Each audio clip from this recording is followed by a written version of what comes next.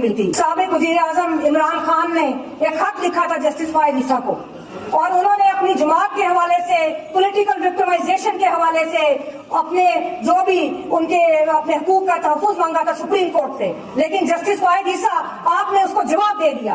तो क्या एक साबिक वजीर आजम या कोई भी शहरी जो अपने हकूक का तहफ़्फ़ुज़ चाहता है, क्या वो सुप्रीम कोर्ट के चीफ जस्टिस को नहीं खत लिखेगा? क्या वो आर्मी चीफ को खत लिखेगा? क्यों आप लोगों ने उनको इंसाफ नहीं दिया? वो बुनियादी तौर पे जो कल परसों सुप्रीम कोर्ट ने जो बेंच बनाया है उसके खिलाफ हम लोगों ने ये हाउस किया। आपने देखा कि जस्टिस एजाजुल एहसन जो उस कमेटी के रुकन है जिसने बेंच कॉन्स्टिट्यूशन कमेटी के, उन्होंने खत लिखा chief justice Pakistan justice Faez Isa को, और उन्होंने अपने रिजर्वेशन का इजहार किया कि जो बेंच मिलिट्री कोर्ट्स के हवाले से उनकी अपील सुनने के लिए जो बेंच बनाया गया है, वो बेंच के अंदर जिस तरह प्रैक्टिस एंड प्रोसीजर की प्रोविजंस को पामाल किया गया और साथ उन रवायात को पामाल किया गया जिनकी बुनियाद के ऊपर बेंच बनते हैं, तो उन्होंने अपने उन खदशात रिजर्वेशन को खत की शक्ल में चीफ जस्टिस के सामने रखा। इसी तरह साबिक chief justice Pakistan justice Jawad Khwaja ने भी एक खत लिखा है और उन्होंने भी अपने खदशात का इजहार किया कॉन्स्टिट्यूशन ऑफ बेंच के ऊपर जिसने मिलिट्री कोर्ट्स की अपील सुनी है। देखिए, बड़े अफसोस के साथ कहना पड़ता है कि पाकिस्तान के अंदर जो बेंचेस की सियासत है उसने ऐसे ऐसे घाव लगाए हैं पाकिस्तान के अंदर, ऐसे ऐसे घाव लगाए हैं कि हमारा जो पाकिस्तान है, हमारा समाज है, उसको नाकाबिल तलाफी नुकसान पहुंचा। ये बेंचेस की जो सियासत थी, ये इंसाफ देने के लिए नहीं, ये जो बेंचेस बनाए जाते हैं और अफसोस के साथ कहना पड़ता है कि मनपसंद फैसले लेने के लिए बेंचेस बनाए जाते हैं, और यही आज मिलिट्री कोर्ट्स के हवाले से हमें नजर आ रहा है और हम सब लोग अपनी रिजर्वेशन का इजहार करते हैं।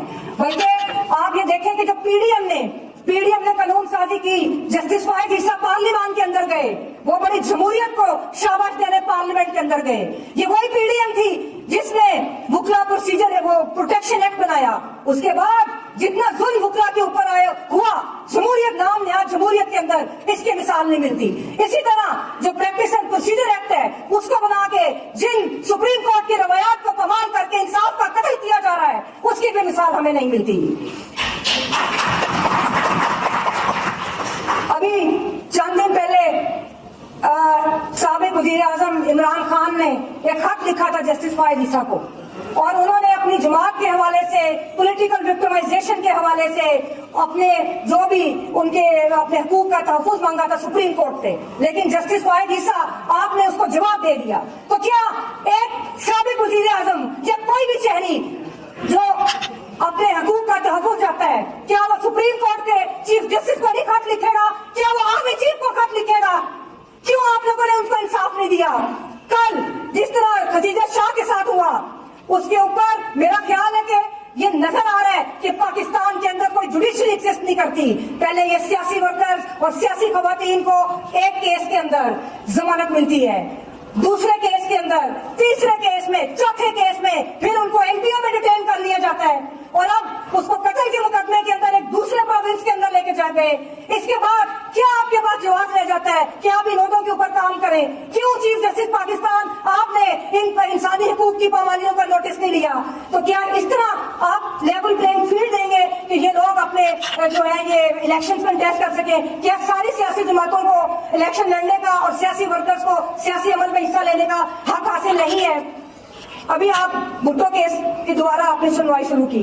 ये वो भुट्टो केस है कि जिसको सुप्रीम कोर्ट को 50 साल के बाद आज ख्याल आया कि हमने भुट्टो को इंसाफ देना है। तो हम आपको ये बता दें कि भुट्टो केस के फैसले को तो अवाम ने उसी दिन मुस्तरद कर दिया था। उस दिन भी एक बेंच था, इसी तरह चीफ जस्टिस पाकिस्तान अनवारुल हक ने वो बेंच बनाया था। उसने बेंचों की सियासत की और उसने उन जजेस को पहले रिटायर करवाया जो भुट्टो के हक में फैसला दे रहे थे, और उसके बाद उसने भुट्टो का सियासी और अस्करी कत्ल किया, जिसके बाद पाकिस्तान को आज तक उस सियासी कत्ल का, उस अदालती कत्ल का पाकिस्तान खमियाजा भुगत रहा है। इसी तरह 16 दिसंबर आने वाली है। 16 दिसंबर आप ये जो जर्नैलों की सियासत है पाकिस्तान के अंदर, आपका पाकिस्तान टूट गया था, और आज हम रोते हुए दिल के साथ ये कह रहे हैं कि आज भी ना अदलिया ने कुछ सबक सीखा और ना इन जर्नैलों ने कुछ सबक सीखा। आज भी वही रवैये हैं। अभी कल की बात है कि बलोचिस्तान ये केपी के से जो पॉलिटिकल एक्टिविस्ट है वो अपनी सियासी जमात के इज्तिमा के लिए पंजाब आना चाहते करते थे तो उनको जब रोका गया तो उन्होंने कहा कि हम तुम्हें पख्तूनिस्तान बना के दिखाएंगे। तो क्या तुम फिर पाकिस्तान को तोड़ना चाहते हो? हमारा ये सवाल है कि क्या तुम फिर पाकिस्तान को तुमने बांग्लादेश बनाया, इसको तुमने बांग्लादेश बना रहे हो, क्या तुम फिर और पाकिस्तान के टुकड़े करना चाहते हो? तो अभी भी शर्म करो, अभी भी कोई सबक सीखो, कोई जो आपकी तारीख है, स्याह तारीख है, उससे कुछ सबक हासिल करो।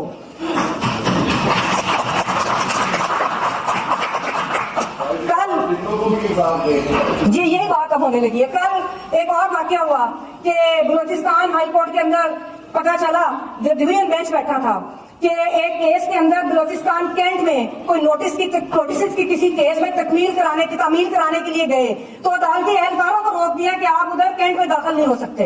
ये कब्जा है आपके मुल्क के ऊपर, ये कब्जा है जिससे आप शहरियों ने और आपने अपनी आखिरी जंग लड़ के इस कब्जे को छुड़वाना है। और जहां तक मिलिट्री कोर्ट का सवाल है, इतना टाइम जाया किया, 1 मिनट की बात है कि मिलिट्री कोर्ट नहीं बन सकती, गैर आईनी है, गैर कानूनी है। और हमेशा जो भी हमारे जमहूरियत पसंद तबकात है, बार एसोसिएशन है, उन्होंने इसकी मुखालफत की। तो अगर आपने फिर यही कुछ करना है तो फिर GSQ में जाके सीधे अदालतें लगा लें। फिर क्या मिलिट्री कोर्ट फिर जाए, फिर उधर ही जाके अदालतें लगाएं और GSQ इंसाफ दे लोगों को।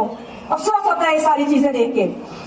और आखिर में मैं जस्टिस फाइज ईसा जैसे कहूंगी कि आज फिर एक तारीख दोहराई जा रही है। जो भुट्टो वाली तारीख थी ना, अगर आप तब्दील करना चाहते हैं तो जो आपके पास ज़ेर इल्तवा मुकदमात हैं, आप उनको इंसाफ देके तारीख तब्दील करें। आप भुट्टो के फैसले को, अब आपने क्या उसको इंसाफ देना है भुट्टो को, वो भुट्टो को नहीं पूरी कौम को के साथ बेइंसाफी की गई। और आज आप फिर वह तारीख दोहरा रहे हैं कि उसी तरह आप साबिक वज़ीर आज़म का खुफिया ट्रायल कर रहे हैं। जिस तरह भुट्टो को जब उसने कहा कि मैंने बात करनी है तो अदालती कमरे ये हाई कोर्ट को बंद कर दिया गया था, किसी को भुट्टो की बात नहीं सुनने दी गई थी। आज वही आप इमरान खान के साथ कर रहे हैं। आज उसको भी उसी तरह आप चाहते हैं कि उसका ट्रायल कोई ना देखे और उसको खुफिया अदालत के अंदर उसी तरह तारीख पर नजर डालें। जब भुट्टो के खिलाफ आपने उनको गवाह क्रिएट किए और आपने क्या वो था मसूद खान जो इंटेलिजेंस एजेंसी का सरबराह था, आपने उसको 2 बार अगवा किया। अगवा करने के बाद उसको भुट्टो के खिलाफ गवाह के तौर पे पेश किया। इसी तरह आज आजम खान भी गायब रहा था।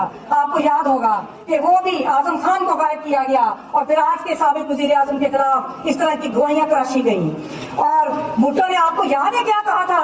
जस्टिस फाइज ईसा और तमाम अदलिया के जजेस को मैं ये बताना चाहती हूँ कि जब भुट्टो इस हाई कोर्ट में अपने प्रोसीडिंग्स के बाहर निकले थे तो उन्होंने कहा था नो कोर्ट, भुट्टो ने कहा था no court no justice, thank you Jimmy Carter. और हमें दिल खून के आंसू रोता है, मुझे आज भुट्टो याद आ रहा है, मेरा दिल खून के आंसू रो रहा है जो कहता था no court no justice, thank you Jimmy Carter. तो क्या आप लोग ये जुडिशरी ये चाहती है कि कल इमरान खान ये कहे no court no justice, thank you chief justice? और इस तारीख को बचा लो, अभी भी वक्त है, पाकिस्तान को बचा लो। बहुत शुक्रिया।